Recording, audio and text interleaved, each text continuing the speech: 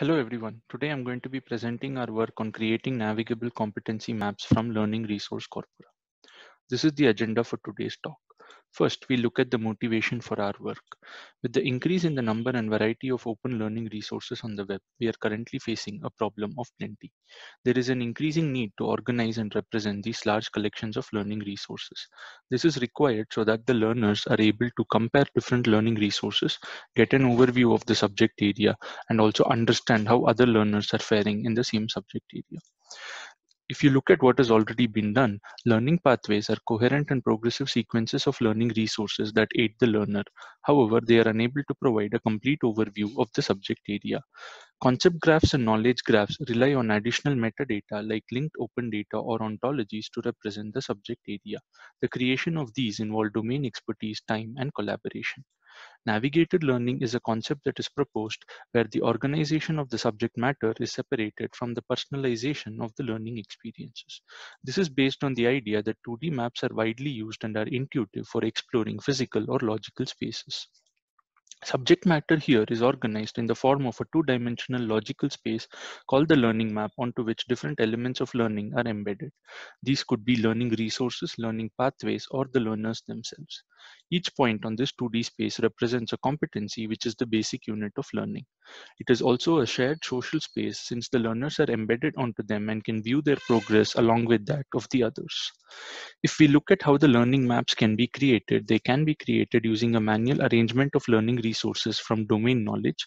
This might work for well-engineered areas like K-12. However, it is unrealistic to manually create these maps for new and emerging areas. Hence, there is a need to automatically create learning maps given a representative corpus of learning resources. In this work, we address the first part of creating the learning map, which is to organize the competency space in a way that is amenable to building a learning map. We call this the competency map. A competency map is a two-dimensional progressive space that is built using the semantic embeddings of the learning resources. The x-axis represents the key topics in the subject or domain of study, and the y-axis represents the level or depth at which each of these topics are studied. Given a representative set of learning resources for the subject or domain, we propose a 5-step approach to generate the competency map. The first step is to identify the topics that represent the corpus of learning resources. For this, we use topic modeling techniques like LDA to first identify the topical clusters, and then from each topic cluster, we extract the underlying keywords as the topics. To arrange the topics on the x-axis, we compute what is called the volume for each topic using a word embedding model trained on the corpus of learning resources. Each dimension in a word embedding vector can be thought of as a feature in a high-dimensional semantic space. The volume metric captures these semantics and retains the importance of the topic across all the dimensions by computing the log sum of the absolute value of the word embedding vector. The topics are then arranged in increasing order of their topic volumes. Similarly, to sequence the resources on the y-axis, we compute the volume of each learning resource using a document embedding model trained on the corpus of learning resources and then arrange them in increasing order of their resource volumes. The next step is to identify the location for each learning resource. To map the resource on the y-axis, we make use of the resource volume computed in the previous step. To map the resource to the x-axis, we first identify the topics that are represented by the learning resource using the topic model, and then take an average of the constituent topic volumes weighted by the probability of their mapping. Each learning resource is now characterized by two attributes: the weighted average of the topic volume of the constituent topics and the resource volume obtained from the resource embedding. These two attributes are then transformed to the competency map space, where the x-axis ranges from 0 to the number of topics in the topic model, and the y-axis ranges from 0 to the number of levels, which is a user-defined parameter. We now look at the experiments and the results that we obtained. For our experiments, we use a dataset of open learning resources aggregated by the open learning platform Guru. It contains about 4.2 million learning resources and hand-curated learning pathways for the K-12 domain. We consider two specific subsets of this dataset.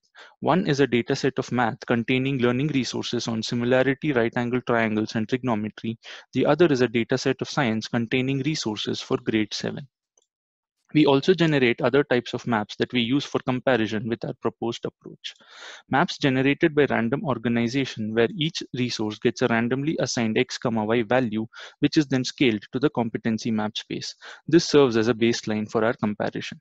We also generate maps using dimensionality reduction techniques like PCA and TSNE, which is applied on the document embedding model to reduce the embedding space to 2 dimensions, which are then scaled to the competency map space. Finally, to evaluate the competency space, we embed the hand-curated learning pathways onto the various maps generated and compute 3 metrics. Progression ratio captures how many pairs of learning resources are progressive in a learning pathway. A learning resource is said to be progressive when compared to the previous learning resource in a pathway if either its x, y, or both the coordinates are higher than that of the previous resource. We next compute the average of the Euclidean distances between all consecutive pairs of learning resources in a pathway. If the distance between 2 consecutive resources in a pathway is high, it indicates that they are semantically far away and are non-coherent. We next capture the ability of the map to physically separate out pathways that are describing different topics. For this, we compute the Pearson correlation coefficient between the weighted Jaccard index of the topics of the 2 pathways and the amount of overlap of these pathways on the x-axis. These are the results that we obtain. We can see that the competency map generated by our approach is able to perform well on all the 3 metrics as a whole, while the other approaches are able to perform well only on 1 or 2 of these metrics. The competency map is able to do well, especially on the topical separability aspect. To conclude, we proposed a model to automatically create competency maps given a representative set of learning resources. We saw that the competency map is able to perform well on all the 3 metrics for both the corpora and strike a balance between them, while the other methods are able to perform well only on 1 or 2 of these metrics. As part of the future work, we plan to make use of our approach to construct the learning map and automatically generate coherent and progressive learning pathways. We also plan to conduct a user study to evaluate our proposed approach. Thank you.